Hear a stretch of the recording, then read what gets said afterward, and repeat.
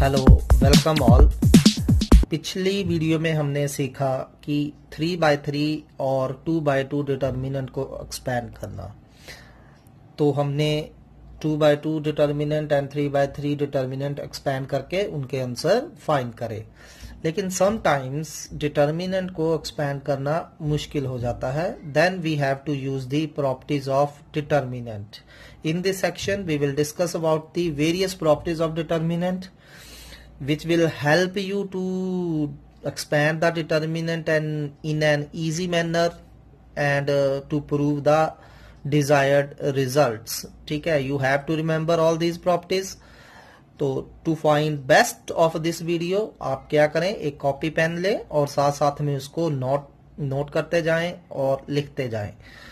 तो ये आपको बेटर अंडरस्टैंडिंग देगा। ठीक है, और ये प्रॉपर्टीज आपने सारी की सारी याद रखनी है। वेरियस सम्स में इनका हम डायरेक्ट और इनडायरेक्ट वे से यूज करेंगे। और ये एक्सरसाइज जो है बहुत इंपॉर्टेंट है। जनरली सीबीएसई में 6 मार्क्स का क्वेश्चन इस एक्सरसाइज से आता है। So very important exercise. So I request you all to do very carefully. So let's start with first property. Our first property is sum of the product of elements of any row or column with their corresponding cofactors is equal to determinant A। Actually ये property हम कर चुके हैं। इस property में क्या है कि अगर हम कोई भी रो उठा लें, उस रो के एलिमेंट्स को उनके कॉरस्पॉन्डिंग कोफैक्टर से मल्टीप्लाई करते जाएं और ऐड करते जाएं, that will lead to the determinant A। For example मान लीजिए हमारे पास A मैट्रिक्स है, A11, A12, A13, A21, A22, A23, A31, A32, A33। अगर हम कोई भी रो ले लें, कोई भी कॉलम ले लें, ठीक है। सो जैसे हम पहली रो ले रहे हैं, अगर पहली रो को कॉरस्पॉन्डिंग उसके कोफैक्टर से मल्टीप्लाई करके हम ऐड करते जाते हैं, कोरस्पॉन्डिंग एलिमेंट्स को उनके कोफैक्टर से मल्टीप्लाई करके ऐड करते जाते हैं, then this will equal to determinant A. Actually we have already done this property when we learn how to.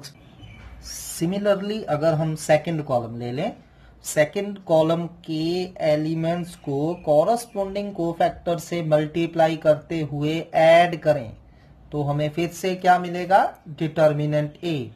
जैसे 1 2 एलिमेंट है, इसको इसके कोफैक्टर 1 2 से मल्टीप्लाई करा, फिर कॉलम 2 का दूसरा एलिमेंट 2 2 एलिमेंट लिया, इसको इसके कोफैक्टर से मल्टीप्लाई करा, तीसरा एलिमेंट लिया, इसको कोफैक्टर से मल्टीप्लाई करा और ऐड करके हमें क्या मिलेगा, डिटर्मिनेंट ए। सिमिलरली अगर हम थर्ड रो उठा लें, थर्ड रो का first element multiply it's cofactor, second element multiply it's cofactor, third element multiply it's cofactor, and then we add all these, we will again get determinant A. So this was our property 1. Now next property 2. Property 2 है, let A be square matrix of order n, then sum of product of elements of any row or column with cofactors of corresponding elements of some other row or column is 0। Meaning अगर हम कोई भी रो उठा लें, उस रो के elements को किसी अनदर रो के जो कॉरस्पॉन्डिंग कोफैक्टर्स है उनसे मल्टीप्लाई करते हुए ऐड करें, then it will lead to 0। ठीक है, फॉर एग्जांपल अगर मैं रो 1 लेता हूं और रो 1 के एलिमेंट ले रहा हूं, फर्स्ट एलिमेंट A11, पर इसको मैं मल्टीप्लाई रो 2 के कोफैक्टर से, कॉरस्पॉन्डिंग कोफैक्टर से मल्टीप्लाई करता जाऊं।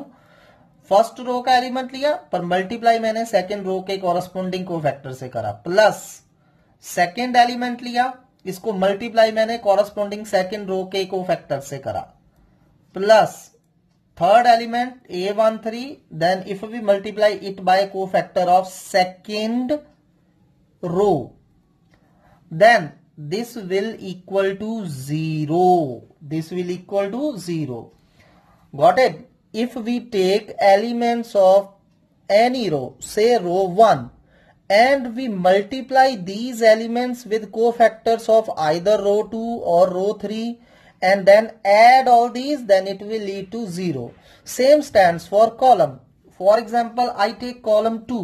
मैं column 2 ले रहा हूं. column 2 का फर्स्ट एलिमेंट लिया, पर इसको मैं मल्टीप्लाई या तो कॉलम 1 के कोफैक्टर से करूं या कॉलम 3 के कोफैक्टर से करूं. ठीक है, जैसे मैं कॉलम 1 के कोफैक्टर से मल्टीप्लाई करता जाऊं कॉरस्पॉन्डिंग कॉलम 1 का फर्स्ट एलिमेंट और कॉलम 2 के कॉरस्पॉन्डिंग कोफैक्टर से मैंने मल्टीप्लाई करा इसको, प्लस कॉलम 2 का कोफैक्टर कॉलम 2 का एलिमेंट इसको कॉरस्पॉन्डिंग कॉलम 1 के कोफैक्टर से मल्टीप्लाई कर रहा हूं, फिर then third element into cofactor of column 1. ठीक है, तो जब मैं इनको ऐड करूंगा this will always equal to 0. Remember this property, very very important property.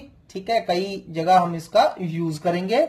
अगर मैं किसी भी पर्टिकुलर रो के एलिमेंट्स को किसी अनदर रो के कोफैक्टर से मल्टीप्लाई करते हुए ऐड करूं, then it will lead to 0. Same stands for the column. If I take elements of a column and multiply with the cofactors of some another column and then add all these, this will lead to 0. This is our property 2. Next property is value of determinant remains unchanged if its rows or columns are interchanged. Meaning अगर हम किसी भी determinant के रोज और columns को interchange कर दें तो वैल्यू ऑफ डिटर्मिनेंट में कोई फर्क नहीं पड़ेगा. मीनिंग डिटर्मिनेंट ऑफ ए और determinant of A transpose is same. जैसे हम 2/2 की एग्जांपल लेते हैं. मान लीजिए ए मैट्रिक्स है मेरे पास 1 2 3 4. ठीक है, now what will be determinant A here? You all know how to expand 2/2 determinant. 4 - 6 - 2. ठीक है, now find the A determinant. A transpose. You all know how to find the transpose of any matrix. Write first row in first column, second row in second column. Now find its determinant. So what will be A transpose? 4 - 6 again -2. So determinant of A or determinant of A transpose one and same thing. Same you can verify for the 3/3 matrix. So it means you can apply this property. In any case, you need to interchange rows and columns to got the desired answer.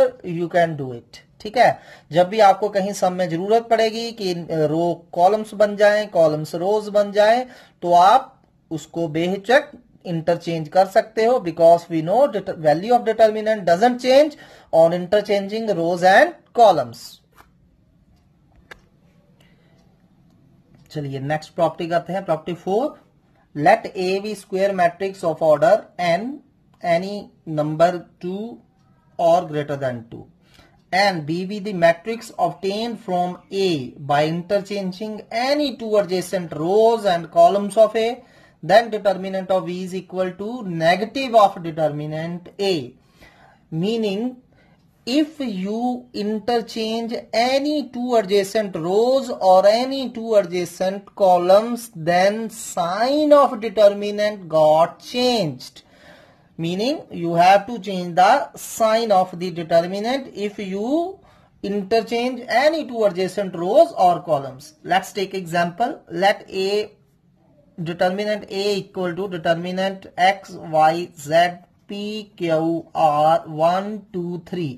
Say this is the determinant. Now if you interchange any two adjacent rows, remember adjacent, either interchange R1 with R2 or R2 with R3. Say I interchange R1 with R2. ठीक है, then sign of determinant will change from positive, it will become negative. On interchanging any two adjacent rows and columns, sign will got change. ठीक है, जैसे मैं R1 और R2 को interchange कर रहा हूं तो then you have to put the sign negative. Again से I operate another operation, I interchange column 2 with column 3. अगर मैं कॉलम 2 और कॉलम 3 को इंटरचेंज करूंगा फिर से साइन चेंज हो जाएगा. नेगेटिव का क्या बन जाएगा? पॉजिटिव. सो फर्स्ट कॉलम ऐसे ही कॉलम 2 की जगह कॉलम 3 लिख देंगे और कॉलम 3 की जगह कॉलम 1 लिख देंगे. ठीक है, so remember on interchanging any two adjacent rows or any two adjacent columns, the sign of determinant will changed. Our next property is if any two rows or columns of a square matrix A are identical, then its determinant equal to 0. Mean if any two rows, कोई भी दो रोज या दो column बिल्कुल exactly same हो जाते हैं, identical हो जाते हैं, देन आपको उस डिटर्मिनेंट को एक्सपैंड करने की जरूरत नहीं है, उस मैट्रिक्स का डिटर्मिनेंट 0 होगा. For example 1 2 1 2, I have this determinant. ठीक है, सो आप देख सकते हैं इसका रो column 1 and column 2 identical है. Well, what will be its answer? 0. You can verify 2 minus 2 0. Same stands in the 3 by 3 matrix. Say 1 minus 2 3 4 5 6 1 minus 2 3. अगर मेरे पास ये कोई डिटर्मिनेंट है, ठीक है, so you can see here R1 and R3 are identical, so you need not to expand it, directly write its answer 0. Why 0? Because R1 and R3 are identical. Row 1 and row 3 are identical. ठीक है, अगर कोई भी दो रो या दो column identical होंगे तो उसका डिटर्मिनेंट 0 होगा. अनदर एग्जांपल, मान लीजिए मेरे पास x y z, ठीक है, 1 2 3, again 1 2 3. What will be the answer of this determinant? Again 0. Why 0? Because R1 and R3 are R2 and R3 are identical. R2 and R3 are identical, so its answer will again 0. Another example, you can see I have column 4 5 6 8 9 10 4 5 6. Again आपको इस determinant को expand करने की जरूरत नहीं है. It's answer will be automatically 0. Why 0? Because C1 and C3 are identical. कोई भी दो रो या दो कॉलम अगर आइडेंटिकल होंगे तो उस डिटर्मिनेंट का आंसर विल ऑलवेज 0. ठीक है, next property 6. If all elements of a row और column are 0, then determinant of that matrix will also 0. कोई भी अगर मेरे पास मैट्रिक्स है जिसके कोई किसी एक रो या किसी एक कॉलम के सारे एलिमेंट 0 हैं. For example, if we wish to find determinant of this, what will be its determinant? Obviously 0. It's quite obvious.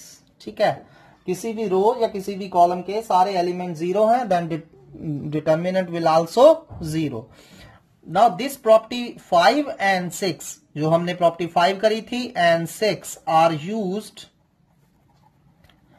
used in questions of without expanding. In questions of without expanding, आपको सम आएगा कि बिना expand किए हुए, you can not expand at any stage, बिना expand किए हुए आपने प्रूव करना है इस डिटर्मिनेंट का आंसर 0 है.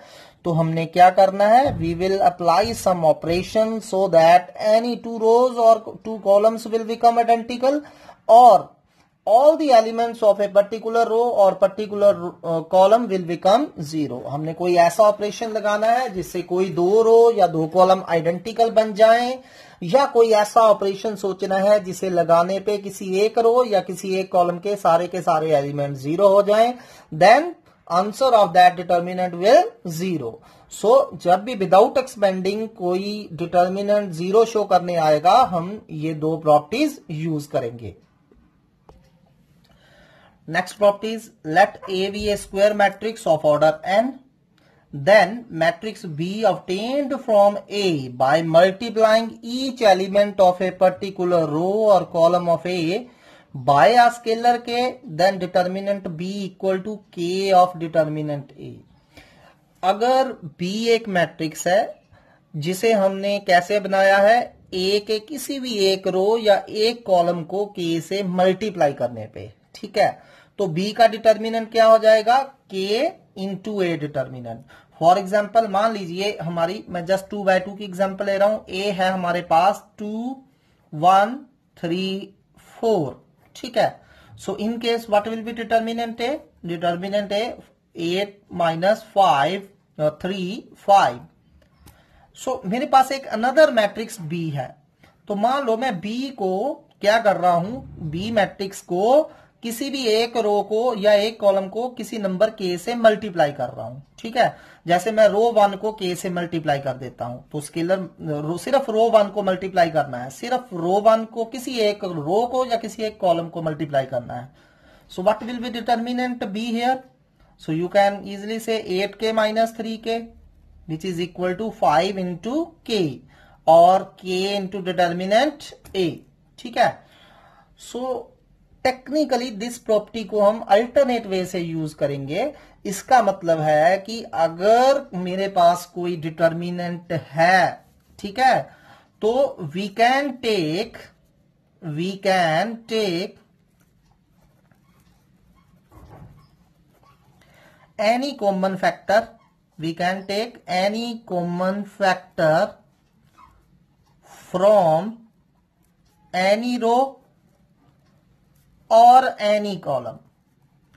हम क्या कर सकते हैं, किसी भी रो से या किसी भी कॉलम से कॉमन निकाल सकते हैं, ठीक है।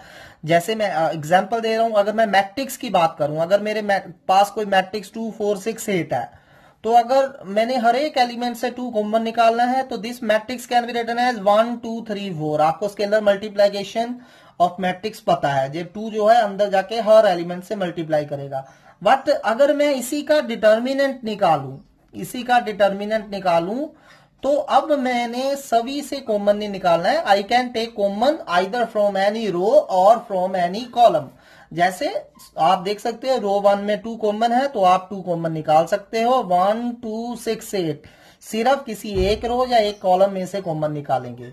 जैसे अगेन आप देख सकते हो 2 अगेन कॉमन है फ्रॉम रो 2, तो 2 अगेन कॉमन निकाल सकते हैं रो 2 में से, तो रो 2 में से कॉमन निकालेंगे, ये आ गया। अगेन कॉलम 2 में से 2 अगेन कॉमन है तो कॉलम 2 में से अगेन हम कॉमन निकाल सकते हैं, कॉलम 2 में से 2 कॉमन निकालेंगे तो बच गया 1 2। सो 8 1 1 3 2, ठीक है। सो हम क्या करेंगे, किसी भी एक रो या एक कॉलम में से कॉमन निकाल सकते हैं। This is our next property. Next property 8 is very important. Let A be any square matrix of order n। हमारे पास ये कोई स्क्वायर मैट्रिक्स है ऑर्डर n की, हमें पता ही है, हम सिर्फ डिटर्मिनेंट सिर्फ स्क्वायर मैट्रिक्स का निकाल सकते हैं। Order n meaning a matrix is of order n cross n and k is any constant any scalar, then k a determinant is equal to k raise to power n determinant a, ठीक है। यानी कि जब भी आप किसी भी constant को डिटर्मिनेंट से बाहर निकालेंगे तो उस स्केलर की पावर कितनी आ जाएगी, जितना उस मैट्रिक्स का ऑर्डर था। जब भी स्केलर डिटर्मिनेंट से बाहर आएगा उस स्केलर की पावर कितनी आ जाएगी, जितना उस मैट्रिक्स का ऑर्डर था। डिटर्मिनेंट ए एज सच रहेगा बीच में, ठीक है। अब इसका प्रूफ दिखाते हैं हम आपको। मान लीजिए ए मेरे पास कोई 3x3 मैट्रिक्स है, कुछ भी मान लीजिए ए है, A B C D E F P Q R, मान लीजिए हमारे पास ये ए मैट्रिक्स है, ठीक है।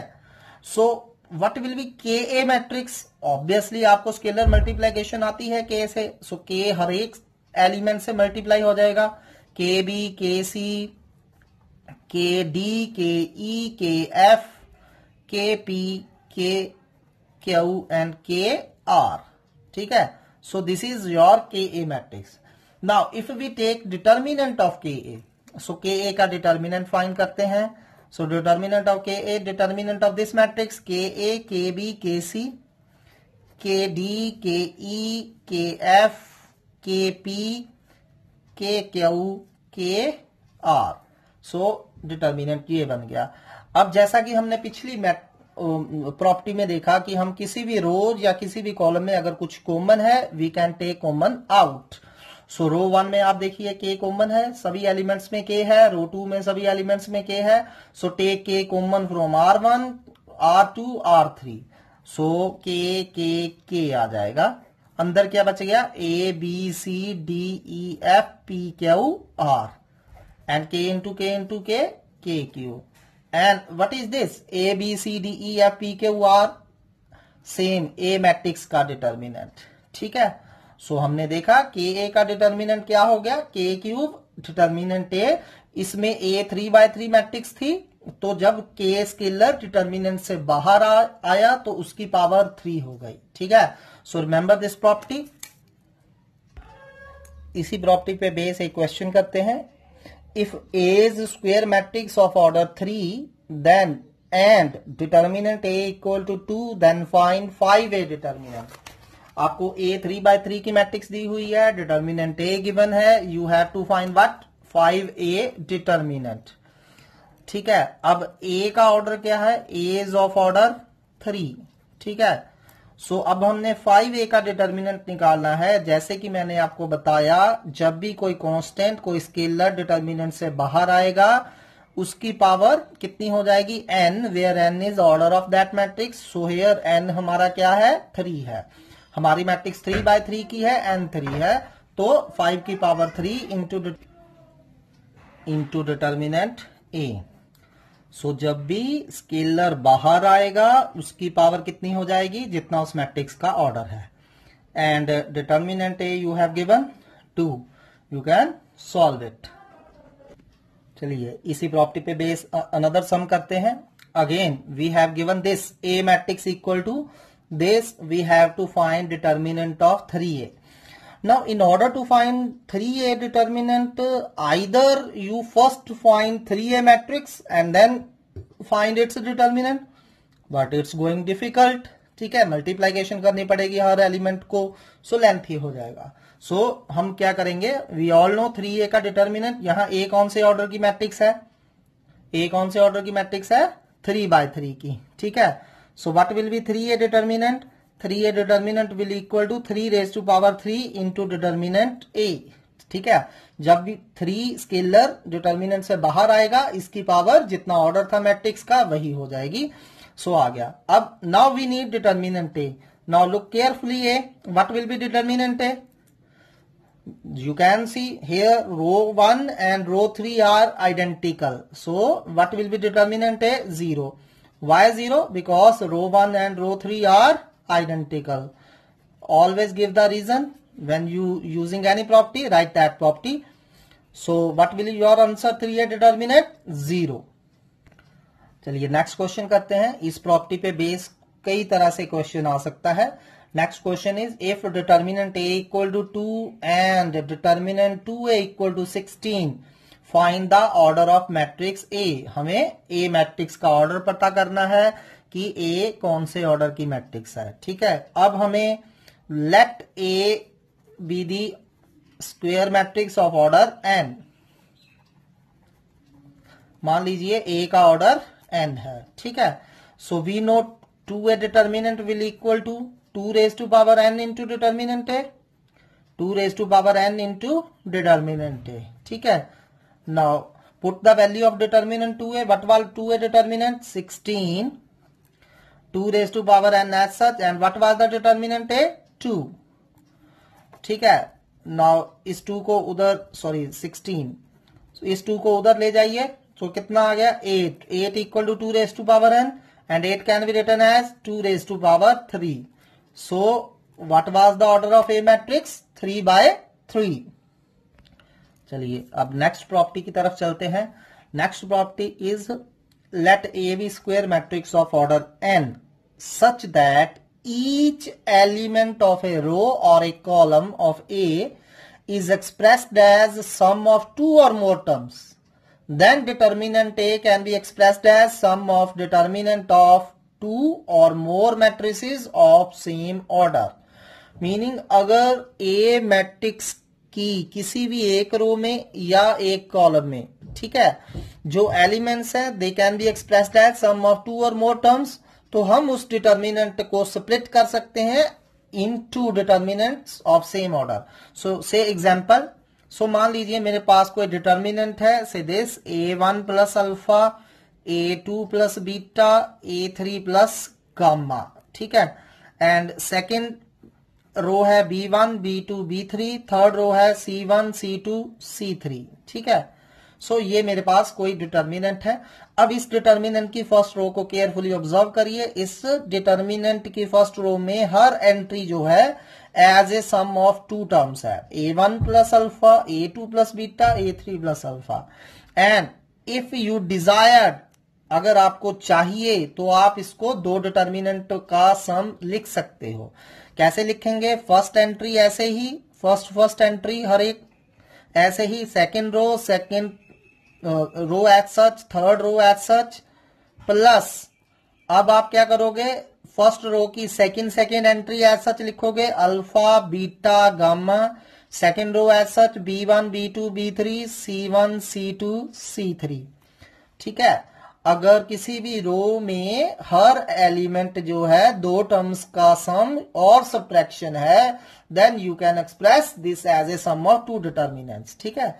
So let's take another example. मान लीजिए मेरे पास ये है A1 B1 C1 A2 plus P A3 plus Q B2 plus Q कर लीजिए, चलिए C2 प्लस R, यहां A3 B3 C3। तो मैं देख सकता हूं मेरा जो कॉलम 2 है इसमें हर entry as a sum of two terms है, and if you wish you can express it as sum of two determinant. So पहला कॉलम ऐसे ही, दूसरे कॉलम में क्या करेंगे? फर्स्ट एंट्री लिखेंगे, फर्स्ट एंट्री लिखेंगे, थर्ड कॉलम एज सच। ठीक है। Plus again determinant, again first column as such A1 B1 C1, दूसरे कॉलम में हम सेकंड एंट्रीज लिखेंगे P Q R A3 B3 C3। So this is the property कि अगर किसी भी एक रो या एक कॉलम में दो दो एंट्रीज हैं, कोई भी किसी भी एक रो के या एक कॉलम के एलिमेंट्स जो है दो दो टर्म्स का सम है, then you can split that determinant into sum of two determinants.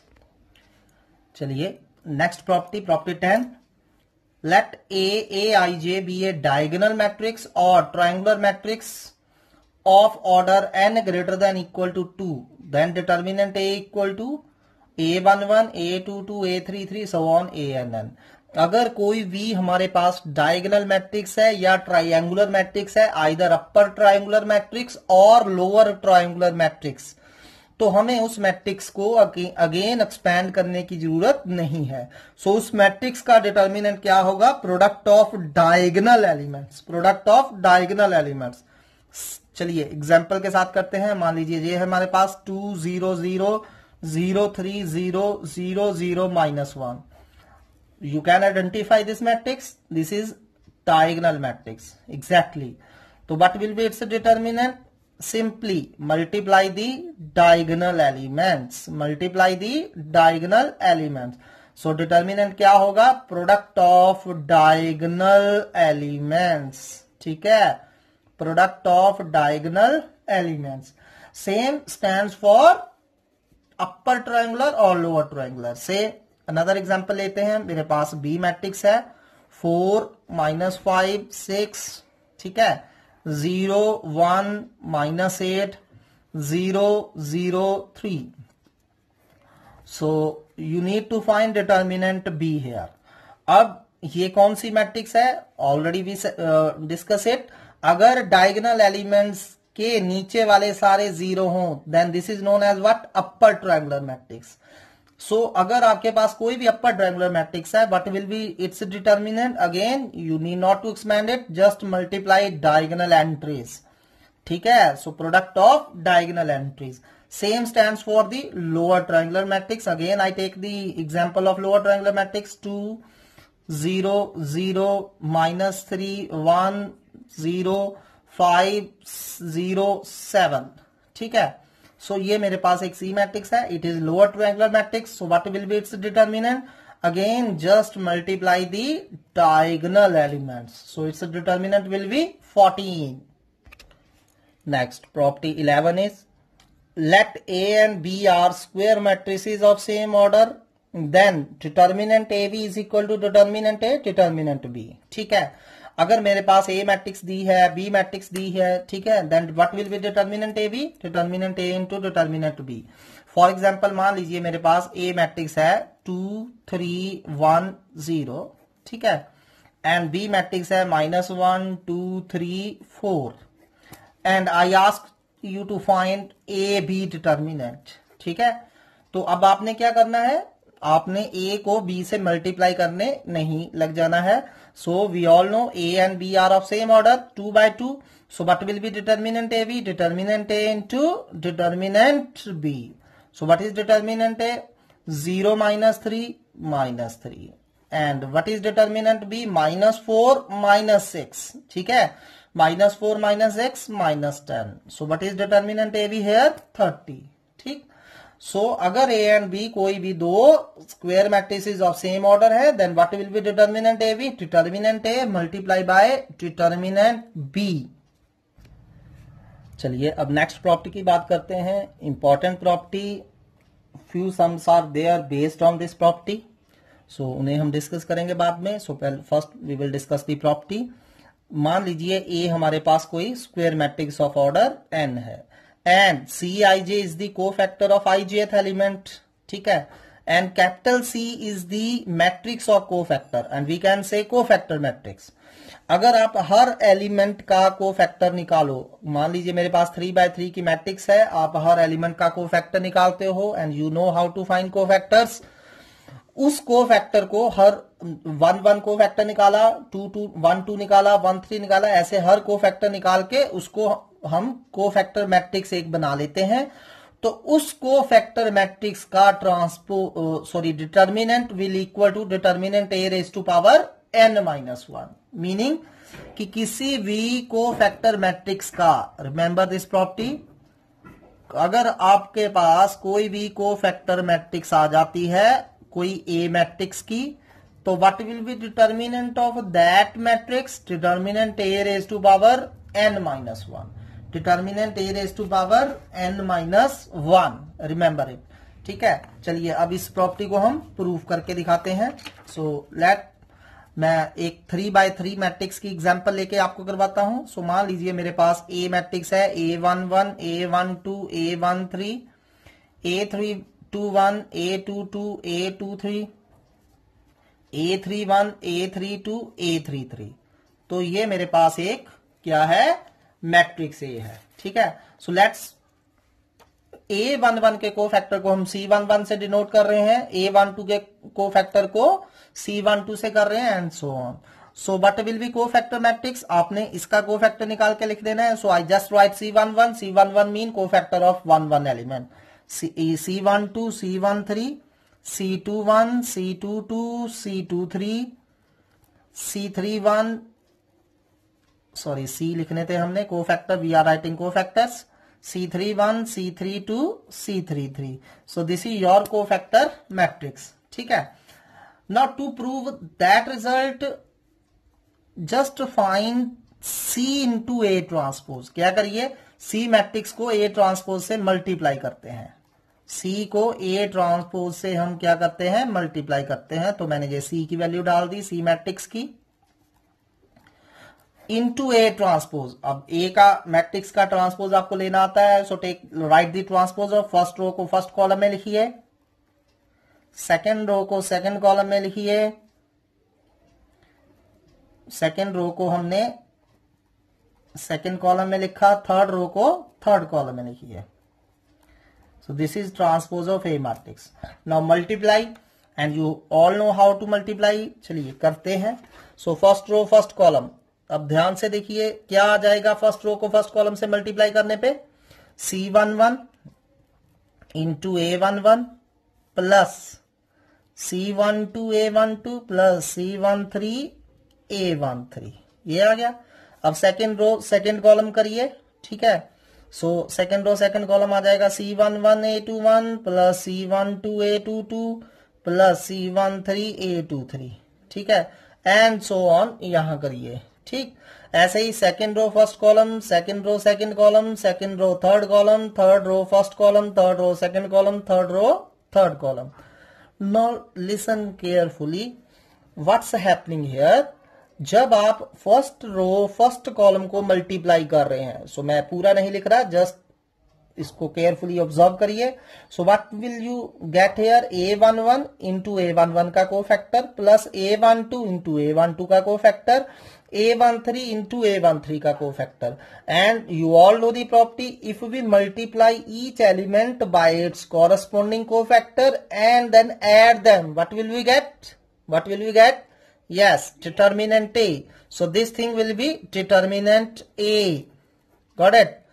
And if we multiply this first row with second column, अब हो क्या रहा है, इधर देख सकते हैं आप सेकेंड रो के एलिमेंट है, पर मल्टीप्लाई हम फर्स्ट रो के कोफैक्टर से कर रहे हैं. तो हमने प्रॉपर्टी करी थी, if we multiply the elements of a row with corresponding elements of any other row, then that is 0. So A21 into C11 plus A22 into C12 plus A23 into C13, what will be its lead to? 0. Similarly, first row third column. So element हम third row के use कर रहे हैं, multiply उनको first row के cofactor से कर रहे हैं. This thing again 0.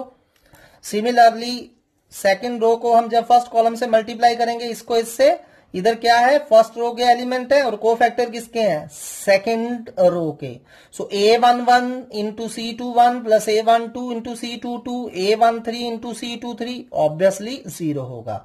Then second row को सेकंड कॉलम से जब मल्टीप्लाई करेंगे, A21 इंटू अगेन C21 ही है, जो एलिमेंट है उसी का कोफैक्टर है. A22 plus C22, A23 plus C23, what will be determinant A. ठीक है, so this is what determinant A. ठीक, सो 0 अगेन 0 0 डिटर्मिनेंट A. ठीक है, सो ये आ गई हमारी CA transpose matrix. What is this? CA transpose matrix. Now take the determinant of this matrix. So जब हम इसका डिटर्मिनेंट लेंगे, CA का डिटर्मिनेंट क्या हो जाएगा, determinant A 0 0 0 determinant A 0 0 0 determinant A. ये आ गया हमारे पास. ठीक है, सो CA का determinant can be written as C determinant A determinant, क्योंकि C और A का ऑर्डर सेम है. और अभी हमने करा if A and B are of same order matrices, then determinant AB is equal to determinant A into determinant B. So this can be written as determinant C into determinant A transpose. And what is determinant of this? अभी हमने किया diagonal element, diagonal matrix है, तो इसका determinant क्या हो जाएगा, determinant A cube. Got it? So हमने अभी आज प्रॉपर्टी करी कि A ट्रांसपोज का determinant can be written as determinant A. लिख सकते हैं इसको. ठीक है, so this can be written as determinant A transpose का determinant can be written as determinant A. ठीक है, सो हमारे पास बचा C determinant A determinant is equal to A cube. C determinant into A determinant is equal to determinant A cube. So इस determinant के एक उधर ले जाइए. So what will be left with determinant C is equal to determinant A की power 2. So similarly we can say determinant of any cofactor matrix is equal to determinant of A की power n-1. चलिए, now we move to next property. Now what will be determinant I matrix? As you all know, I is identity matrix. से 3x3 की identity matrix क्या होगी, 1 0 0 0 1 0 0 0 1. This is again diagonal matrix. So अभी मैंने बताया diagonal matrix का determinant क्या होता है, प्रोडक्ट ऑफ डायगोनल एलिमेंट.